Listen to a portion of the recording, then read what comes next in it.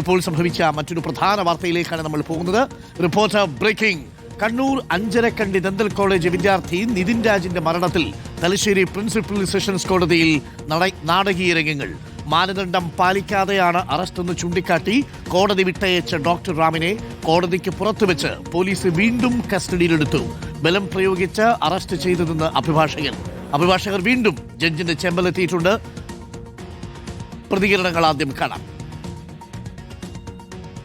The Principal District and Sessions Court declared that the arrest of Dr. Ram is illegal and not legally binding. The arresting officer did not follow the guidelines set by the Honorable Supreme Court of India. So right now, this arrest is totally invalid. So he is released forthwith. Arjun കല്യാണുടെ കൂടുതൽ വിവരങ്ങളുമായി. അർജുൻ കല്യാട്, ഇതുവരെ കേട്ടുകേൾവിയില്ലാത്ത കാര്യങ്ങളാണല്ലോ ഈ കേസിൽ സംഭവിച്ചുകൊണ്ടിരിക്കുന്നത്. ഏക പ്രതിയാണ്, arrest ചെയ്യാൻ police ഇത്രയും വൈകി. 100-ാം ദിവസം അറസ്റ്റ് രേഖപ്പെടുത്തുന്നു, അതും കോടതിയുടെ വിമർശനത്തിന്റെ പശ്ചാത്തലത്തിൽ. പക്ഷേ അറസ്റ്റ് ചെയ്തത് പോലും നിയമപരമായി നിലനിൽക്കാത്ത നടപടിക്രമങ്ങളിലൂടെ ആയിരുന്നോ? അതാണോ കോടതി റാമിനെ വിട്ടയച്ചത്? ഇപ്പോൾ എന്താണ് സംഭവിക്കുന്നത്? റാമിനെ വീണ്ടും കസ്റ്റഡിയിലെടുത്തിരിക്കുന്നു.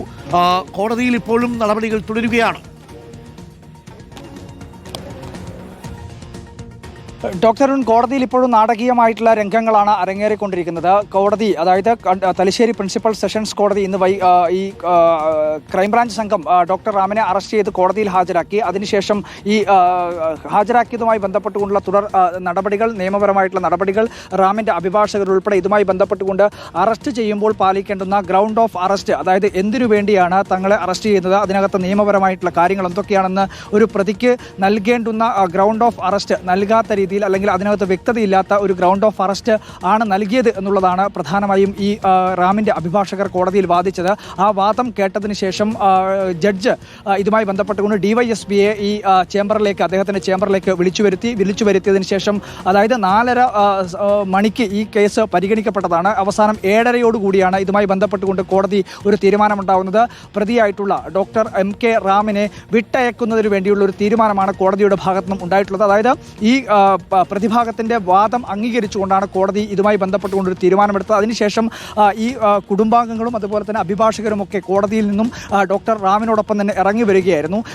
ഇറങ്ങി വരുന്ന സമയത്ത് ഈ അഭിഭാഷകർ മാധ്യമങ്ങളെ കാണാൻ ഒരു ഭാഗത്ത് നിൽക്കുന്നു. ഇവരുടെ കുടുംബാംഗങ്ങളോടൊപ്പം ഡോക്ടർ റാം തൊട്ടടുത്ത് പാർക്ക് ചെയ്യുന്ന വാഹനത്തിലേക്ക് പോകുന്ന ഘട്ടത്തിലാണ് ഭാര്യയുടെയും സഹോദരിയുടെ ഒപ്പം ഉണ്ടായിരുന്ന ഡോക്ടർ MK റാമിനെ പോലീസ് വലിച്ചിഴച്ച് ഈ വാഹനത്തിൽ കയറ്റി അറസ്റ്റ് ചെയ്ത്, അല്ലെങ്കിൽ കസ്റ്റഡിയിലെടുത്തത് എന്നുള്ളതാണ് മനസ്സിലാക്കുന്നത്. കുടുംബം ഉൾപ്പെടെ ആ കാര്യങ്ങളാണ് വ്യക്തമാക്കുന്നത്. എന്തായാലും അത് നിയമവിരുദ്ധമാണ് എന്നുള്ളതാണ് പ്രതിഭാഗം അഭിഭാഷകർ പറയുന്നത്. കാരണം കോടതി വിട്ടയച്ചിട്ടുള്ള ഒരു പ്രതിയെ, അല്ലെങ്കിൽ ഡോക്ടർ MK റാമിനെ കോടതി വളപ്പിൽ നിന്ന് തന്നെ അറസ്റ്റ് ചെയ്യാനുള്ള ഒരു നിയമപരമായിട്ടുള്ള കാര്യവും പോലീസിനില്ല എന്നുള്ള കാര്യം പറയുന്നുണ്ട്. എന്തായാലും വലിയ രീതിയിലുള്ള ഒരു നാടകീയ രംഗങ്ങളാണ് ഇപ്പോൾ കോടതിയിൽ അടങ്ങേറിക്കൊണ്ടിരിക്കുന്നത്. കൂടുതൽ പോലീസ് ഉദ്യോഗസ്ഥർ ഉൾപ്പെടെ സ്ഥലത്തേക്ക് എത്തിയിട്ടുണ്ട്. കാരണം ഈ ഒരു പശ്ചാത്തലത്തിലാണ് കൂടുതൽ പോലീസ് സ്ട്രൈക്കർമാരെ ഈ കോടതിയിലേക്ക് അയക്കുകയും ചെയ്യുന്ന ഒരു സാഹചര്യം ഉണ്ടായിട്ടുണ്ട്. അഭിഭാഷകർ ഇപ്പോൾ ജഡ്ജിയുടെ ചേംബറിൽ സംസാരിക്കുന്നതിന് വേണ്ടിയിട്ടുള്ള ഒരു നീക്കങ്ങളിലേക്ക് കടക്കുകയാണ്. ജഡ്ജിയെ നേരിൽ കണ്ടുകൊണ്ട് നിയമവിരുദ്ധമായിട്ടുള്ള നടപടികളിലാണ് കോടതിയിൽ നടന്നിരിക്കുന്നത് എന്നുള്ള കാര്യം ബോധിപ്പിക്കുന്നതിന് വേണ്ടിയിട്ടുള്ള ശ്രമമാണ് ഇപ്പോൾ നടന്നുകൊണ്ടിരിക്കുന്നത്. നമുക്ക് കാണാൻ വേണ്ടി കഴിയും, ഇവിടെ ഒരുപാട് പോലീസ് ഉദ്യോഗസ്ഥർ ഉൾപ്പെടെ നമുക്ക് ഈ ഭാഗത്ത് കാണാൻ വേണ്ടി കഴിയുന്നുണ്ട്. ഇവരൊക്കെ ഈ സംഭവത്തിന് ശേഷം ഇവിടെ പ്രത്യേകമായി എത്തിയിട്ടുള്ള പോലീസ് ഫോഴ്സാണ്. ആ തരത്തിൽ ഈ പറയുന്ന വക്കീൽ ഉൾപ്പെടെ, ഈ പ്രതിഭാഗത്തിൻ്റെ അഭിഭാഷകർ ഉൾപ്പെടെ നമ്മളിപ്പോൾ ഈ പോലീസിനെ കാണുന്നതിൻ്റെ തൊട്ടടുത്ത് ആ ഭാഗത്താണ് ജഡ്ജിൻ്റെ ചേംബർ ഉൾപ്പെടെ ഉള്ളത്. അപ്പോൾ ആ ഭാഗത്തേക്ക് നീങ്ങിയിട്ടുണ്ട് എന്നുള്ളതാണ്. എന്തായാലും നിയമവിരുദ്ധമായിട്ടുള്ള കാര്യങ്ങളാണ് നടന്നിരിക്കുന്നത് എന്നുള്ളതാണ് കുടുംബം പ്രധാനമായും പറയുന്നത്. അതുപോലെ തന്നെ അഭിഭാഷകരും ആ കാര്യങ്ങൾ തന്നെയാണ് പറയുന്നത്. ചില നാടകീയമായിട്ടുള്ള രംഗങ്ങൾ, പോലീസ് DYSP തങ്ങളെ ആക്രമിച്ചുകൊണ്ടാണ്, തങ്ങളും അതായത് ഡോക്ടർ MK റാമിൻ്റെ ഭാര്യയും സഹോദരിയും ഉൾപ്പെടെ നടന്നു വരുന്ന സമയത്ത് അവരെ നമുക്ക് കാണാൻ വേണ്ടി കഴിയും. അവരുടെ കുടുംബാംഗങ്ങൾ ഇവിടെ നിൽക്കുകയാണ്. അവരുടെ കുടുംബാംഗങ്ങളൊക്കെ വലിയ രീതിയിൽ പറയുന്നത് പോലീസ് നിയമവിരുദ്ധമായിട്ടാണ് അറസ്റ്റ് രേഖപ്പെടുത്തിയിരിക്കുന്നതാണ്.